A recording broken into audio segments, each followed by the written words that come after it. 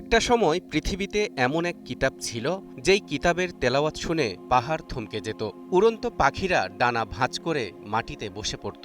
বাতাসের গতি থমকে যেত। মানুষ ক্ষুধা তৃষ্ণা ভুলে ঘণ্টার পর ঘণ্টা বসে থাকত কেবল সেই সুর শোনার জন্য। সেই কিতাবের নাম জাবুর, আর সেই কণ্ঠস্বরের নাম হজরত দাউদ আলাইহিসসালাম। তাঁর সুললিত কণ্ঠে যখন পবিত্র জাবুর কিতাবের আয়াতগুলো ধ্বনিত হতো, তখন গোটা প্রকৃতি যেন আল্লাহর প্রেমে মগ্ন হয়ে যেত। এমনই এক মোহিত করা কণ্ঠস্বর আল্লাহ তাআলা দান করেছিলেন ইতিহাসের অন্যতম শ্রেষ্ঠ এক নবী এবং পরাক্রমশালী সম্রাট হজরত দাউদ আলাইহিসসালামকে।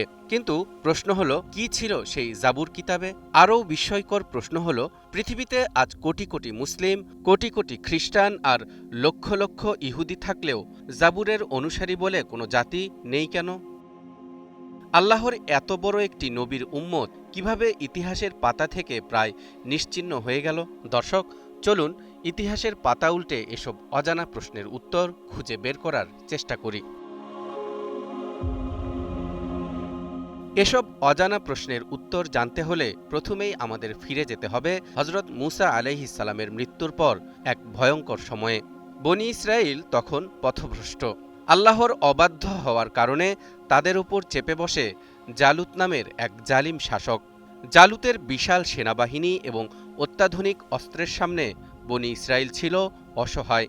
ঠিক সেই চরম মুহূর্তে ইতিহাসের মোড় ঘুরিয়ে দিতে বনী ইসরাইলের সেনাপতি তালুতের সেনাবাহিনী থেকে বের হয়ে আসে এক সাধারণ কিশোর। তার গায়ে ছিল না কোনো যুদ্ধের বর্ম, হাতে ছিল না কোনো ধারালো তলোয়ার, সম্বল কেবল একটি গুলতি, কয়েকটি পাথর আর বুকে আল্লাহর প্রতি পাহাড়সম বিশ্বাস। এই কিশোরী ছিলেন হজরত দাউদ আলাইহিসসালাম। তাঁর ছোড়া একটিমাত্র পাথরের আঘাতেই মাটিতে লুটিয়ে পড়ে বিশালদেহী জালুত। এই ঘটনার পর বনী ইসরাইল ফিরে পায় তাদের হারানো সম্মান। আল্লাহ তাআলা হজরত দাউদ আলাইহিসসালামকে একই সাথে নবুয়ত এবং রাজত্ব দান করেন। জেরুজালেমকে কেন্দ্র করে তিনি গড়ে তোলেন এক বিশাল সাম্রাজ্য। কিন্তু তার সবচেয়ে বড় পরিচয় তার ক্ষমতা ছিল না, বরং তার পরিচয় ছিল আল্লাহর প্রতি চরম বিনয় এবং তার উপর নাজিল হওয়া পবিত্র কিতাব জাবুর। জাবুরে নতুন কোনো শরীয়ত বা হালাল হারামের কোনো বিধান ছিল না। এটি ছিল আল্লাহর প্রশংসা, তাসবিহ, দোয়া, উপদেশ এবং আত্মিক শিক্ষার এক অনন্য সংকলন।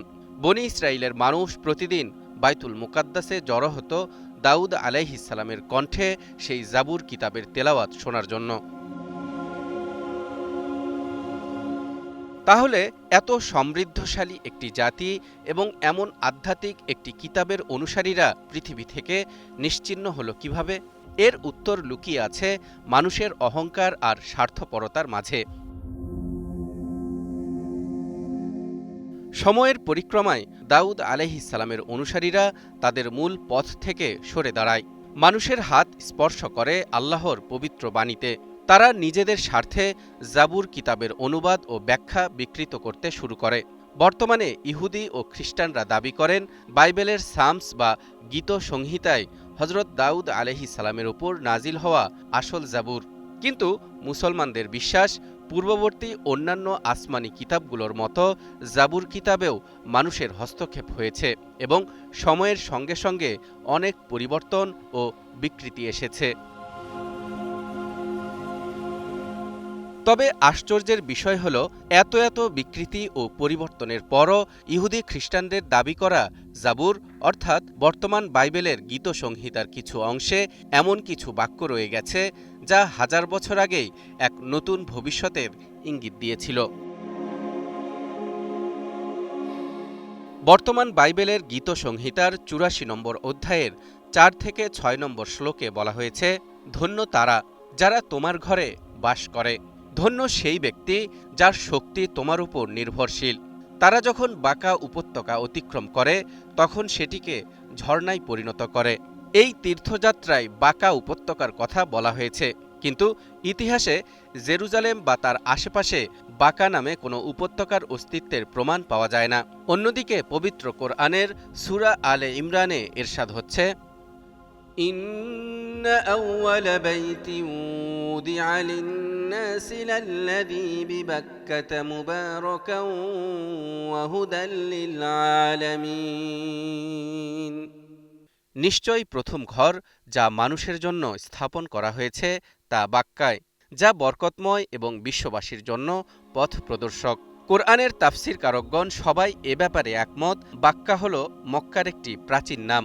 এছাড়াও গীত সংহিতার ওই শ্লোকে যে শুকনো উপত্যকাকে ঝর্ণায় পরিণত করার কথা বলা হয়েছে, সেই ঝর্ণাটি যে মরুভূমির বুকে অবস্থিত পবিত্র জমজম কূপ তা বুঝতে কোনো ইতিহাসবিদেরই কষ্ট হওয়ার কথা নয়। শুধু তাই নয়, জাবুর তথা গীত সংহিতার ৯৬ ও ১৪৯ নম্বর অধ্যায়ে বারবার একটি বাক্য এসেছে। বলা হয়েছে, Singh to the Lord a new song, অর্থাৎ প্রভুর উদ্দেশ্যে একটি নতুন গান গাও। গবেষকদের মতে এখানে নতুন গান বলতে শুধু সুরেলা গান বোঝানো হয়নি, বরং একটি নতুন শরীয়তের দিকে ইঙ্গিত করা হয়েছে। কিন্তু কে বা কারা গাইবে এই নতুন গান? এর উত্তর পাওয়া যায় বাইবেলের ইশাইয়া ৪২ নম্বর অধ্যায়ে। সেখানে বলা হয়েছে, মরুভূমি ও তার শহরগুলো উচ্চস্বরে আনন্দ করুক, কেদারের অধিবাসীরা আনন্দ ধ্বনি করুক, তারা পাহাড়ের চূড়া থেকে চিৎকার করে প্রভুর প্রশংসা করুক। এখানে কেদার নামটি অত্যন্ত গুরুত্বপূর্ণ। ইতিহাস থেকে জানা যায়, কেদার ছিলেন হজরত ইসমাইল আলাইহিসসালামের পুত্র, আর মক্কার কুরাইশরা এবং আমাদের প্রিয় নবী হজরত মুহাম্মদ সাল্লাল্লাহু আলাইহি ওয়াসাল্লাম ছিলেন তারই বংশধর। আজ যখন আরাফাতের ময়দানে বা মক্কার পাহাড়ে লাখো হাজির কণ্ঠে লাব্বাইক ধ্বনি উচ্চারিত হয়, তখন হাজার হাজার বছর আগের জাবুরের সেই ভবিষ্যৎবাণী যেন জীবন্ত হয়ে ওঠে। জাবুরে আরও একটি চমৎকার উপমা ব্যবহার করা হয়েছে। গীত সংহিতার ১১৮ নম্বর অধ্যায়ে বলা হয়েছে, নির্মাতারা যে পাথরটিকে বাতিল করেছিল সেটি মূল ভিত্তিপ্রস্তরে পরিণত হয়েছে। এটি প্রভুর কাজ, আর এটি আমাদের চোখে বিস্ময়কর। এখানে নির্মাতা বলতে বনি ইসরাইলকে বোঝানো হয়েছে, আর প্রত্যাখ্যাত পাথর বলতে হজরত ইসমাইল আলাইহিস সালাম ও তার বংশধরদেরকে বোঝানো হয়েছে। কারণ বনি ইসরাইলরা মনে করত নবুয়ত কেবল তাদের মধ্যেই সীমাবদ্ধ থাকবে, কিন্তু আল্লাহ তাআলা শেষ নবী হজরত মুহাম্মদ সাল্লাল্লাহু আলাইহি ওয়াসাল্লামকে বনি ইসমাইলের মধ্য থেকে পাঠিয়ে সেই ধারণাকে ভুল প্রমাণ করেন। ফলে বনি ইসরাইলরা যাকে বাতিল মনে করেছিল, আল্লাহ তাকেই নবুয়তের ভবনের সবচেয়ে গুরুত্বপূর্ণ ভিত্তিপ্রস্তর বানিয়েছেন। আর এভাবেই নবুয়তের ধারা জেরুজালেম থেকে চিরতরে স্থানান্তরিত হয়ে চলে যায় মক্কায়। আর এভাবেই জাবুরের মূল অনুসারীরা নিজেদের কিতাব বিকৃতির কারণে আধ্যাত্মিকতার ইতিহাস থেকে নিজেদের অস্তিত্ব হারিয়ে ফেলে।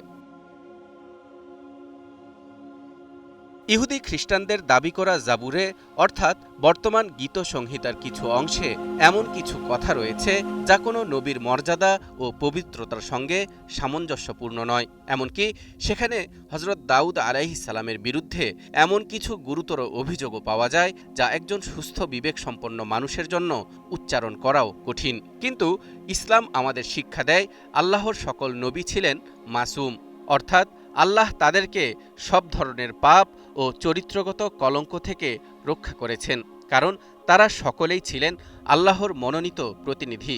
সুতরাং যে গ্রন্থে একজন নবীর চরিত্র হনন করা হয়েছে সেটিকে মুসলমানরা আল্লাহর অবিকৃত বাণী হিসেবে কখনোই গ্রহণ করতে পারেন না। মানুষ যখন নিজেদের স্বার্থে পূর্ববর্তী আসমানি কিতাবগুলোতে পরিবর্তন ও বিকৃতি আনতে শুরু করল, তখন আল্লাহ তাআলা সেগুলোর পূর্বের বিধানকে কার্যকর রাখলেন না। তিনি মানবজাতির জন্য একটি সর্বশেষ ও পূর্ণাঙ্গ কিতাব নাজিল করার সিদ্ধান্ত নিলেন, যা কিয়ামত পর্যন্ত বিকৃত হবে না। সেই চূড়ান্ত কিতাব হল পবিত্র কোরআন। এই কিতাব সংরক্ষণের দায়িত্ব আল্লাহ তাআলা নিজের হাতে নিয়ে নিয়েছেন। এরশাদ হচ্ছে, ইন্না নাহনু নাযালনা যিকরা ওয়া ইন্না লাহু লাহাফিযুন। নিশ্চয় আমি এ উপদেশ গ্রন্থ অবতীর্ণ করেছি, আর অবশ্যই আমি তার সংরক্ষক।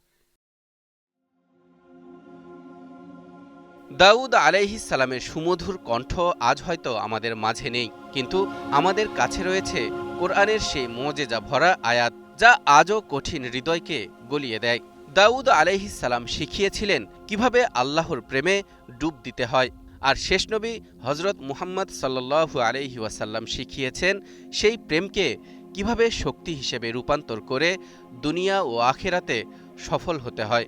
মহান আল্লাহ তাআলা আমাদেরকে সঠিক বুঝ দান করুন, আমিন। তালহা ইবনে রেজা, নিউজ 24।